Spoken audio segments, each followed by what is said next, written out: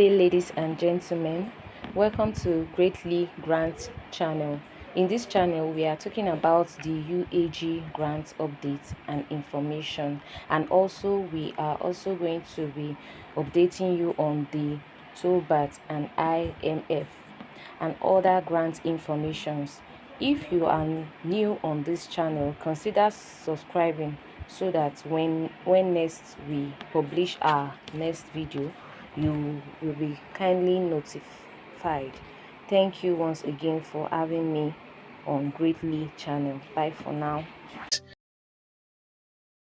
And this morning I want to really delve into the vividity of the WordPress conference that is being proposed by Reverend Moses on the 31st, just a couple days from now.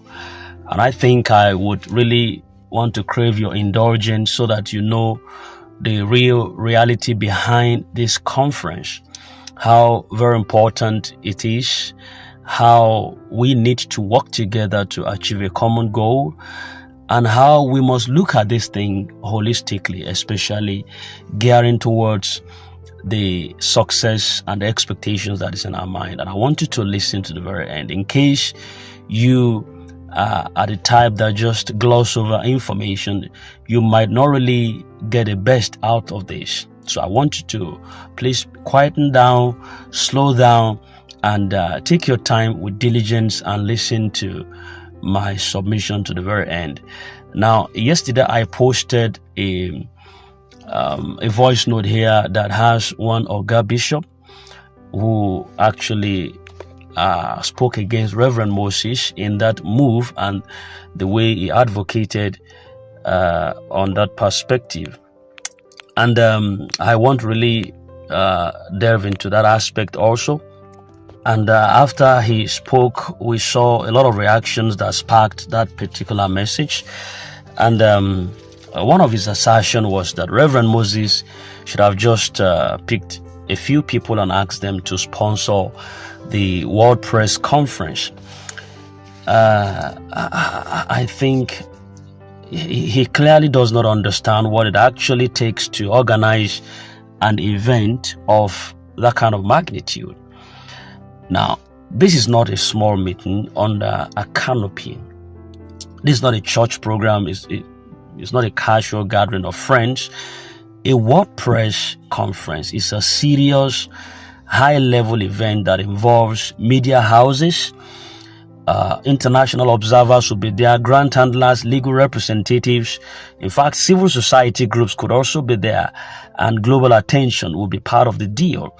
Now, once you understand this, you will realize that what Reverend Moses said about the voluntary advocacy and the collective support was not wrong at all. It wasn't wrong. Now, let's talk about the cost first. Organizing a WordPress conference in Nigeria today is very expensive. Very, very expensive. From the venue booking alone, you're already spending a huge amount. A decent, secure, and very respectable venue that can host journalists, cameras, live broadcast, and important guests, it does not come cheap.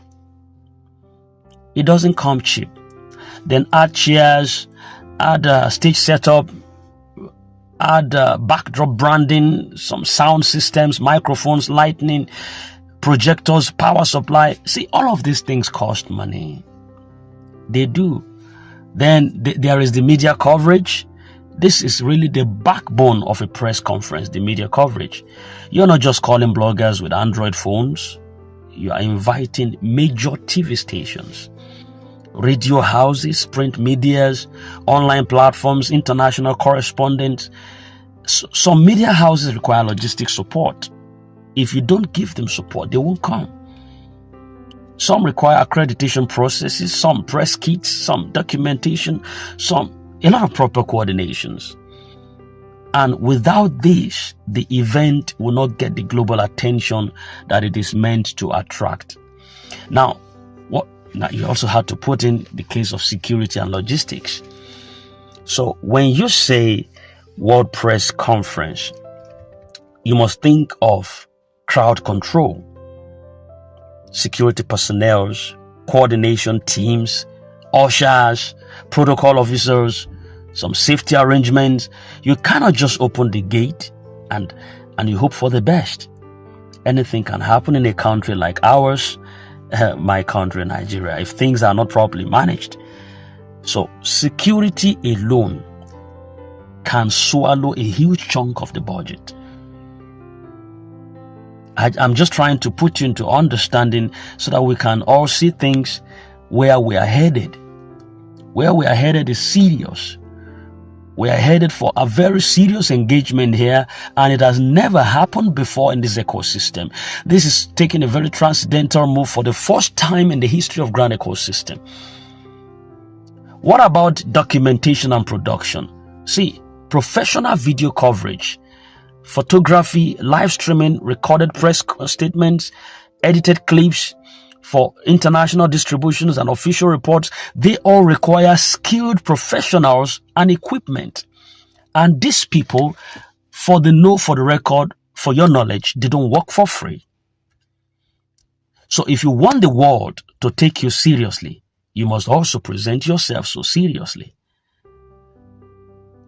Transportation, welfare is another area that people ignore. Some key speakers, grant handlers, representatives will be coming from different places.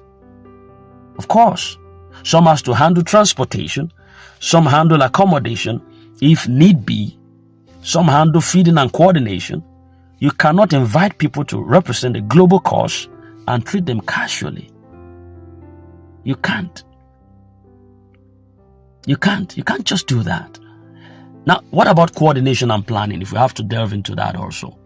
A World Press conference is not planned in just 1 or 2 days. Sometimes it even takes weeks of preparation. Meetings, phone calls, like Reverend Moses have been doing at the back end, you might not know. Team, paperwork, approvals, contingency plannings. So behind every successful event are people who are working night and day. These people also need to be supported. They are not machines. They are real human beings with blood, red blood flowing through their veins. So when you put all of these things together, in fact, 1.5 million is not even an exaggeration. It's not an exaggeration. In fact, depending on the scale, it can go higher than 1.5 million.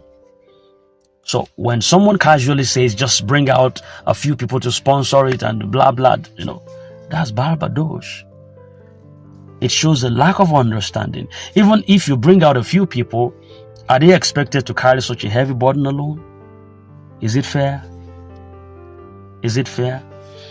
So this is where voluntary advocacy comes in. So Reverend Moses wasn't forcing anyone. No, he did not threaten anyone. He didn't force anyone. He simply made it clear that for a movement that affects a lot of people, collective responsibility is key. Yes, if thousands or millions of people right now are hoping for a positive outcome from this process, then supporting it is a voluntary advocacy. It should not be seen as a bad thing. No. Leadership is not about doing everything alone. True leadership is about mobilizing people towards a common goal. And those who truly understand this vision, they're going to support it willingly. Those who cannot or do not want to support it, they are free to step aside. But you see, discouraging others or attacking the leader for asking for that kind of move and order is unfair. Is unfair. It's also important to understand that transparency and openness are really better than silent arrangements. So voluntary advocacy or voluntary support publicly allows everyone to see what is going on transparent-wise. It prevents some secret dealings and hidden sponsors who may later want to hijack the process. I just wanted to see things in this perspective. That is how it is. It is what it is. So people must stop thinking emotionally and start thinking logically. It's very, very important. Big movement requires big sacrifices. Global attention requires global standard preparations. You cannot shout, "Let the world hear us," and then expect it to happen with zero funding. No, it's not going to happen like that. It's going to be a charade. So please, just in one word, I just mean to really talk about this. Reverend Moses' words were not bad. They were realistic. They were honest, and anyone who has ever organized a serious event knows that nothing works without this kind of funds. You understand? Voluntary advocacy is not exploitation. No, it's a shared responsibility. If you believe in the cause, you support it. If you don't, you're free. It's voluntary. You are free to stay out. But do not mislead others with some shallow kind of opinions. Understanding is going to save us from unnecessary division, and it's going to help us also to focus on what really matters, making the world to hear the truth and pushing this process forward. Now, having said, I think that clarifies that. From the Twitter handle and from what we have done so far, I want us to just delve into one or two things right on our Twitter handle and see how far the tractions are going.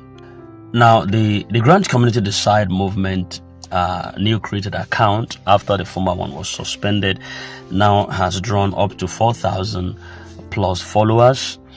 You understand? And we have this time around there was a kind of disenfranchisement, just to learn from what happened in the past. I beg your pardon.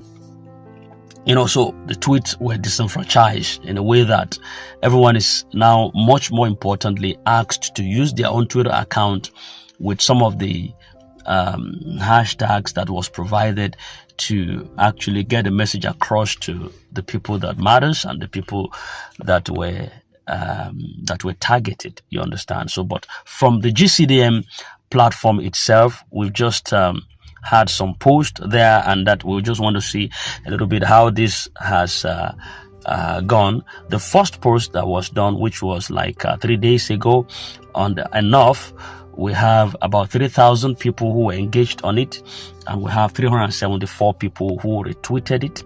I'm just putting it across to you to know the level of engagements. All right. Then the second post, which has to do with "We Refuse to Be Oppressed," has gained up to 11,000 views, and 1,000 plus people retweeted that, and 1,000 people liked that. And we also have another one which was posted like a day ago. 1,600 people viewed that, and 291 people liked that. 303 people retweeted that. You understand?